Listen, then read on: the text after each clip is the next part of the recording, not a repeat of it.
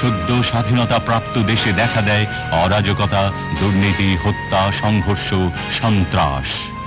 দেখা দেয় করুণ দুর্ভিক্ষ।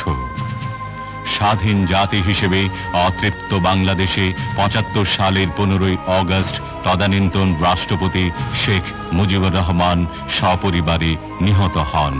খন্দকার মোস্তাককে দেখা যায় রাষ্ট্রপতি পদে।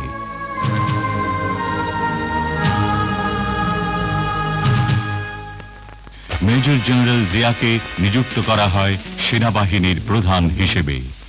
৩রা নভেম্বর ব্রিগেডিয়ার খালেদ মোশাররফের নেতৃত্বে এক সামরিক অভ্যুত্থানে খন্দকার মোস্তাক ক্ষমতাচ্যুত হন।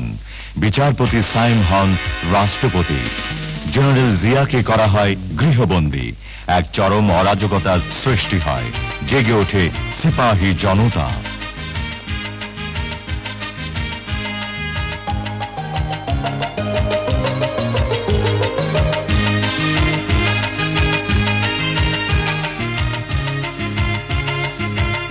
মুক্তিযোদ্ধা জিয়া তখন বের হয়ে আসেন সাময়িক অবরোধ চূর্ণ করে ৭৫-এর ৭ই নভেম্বর।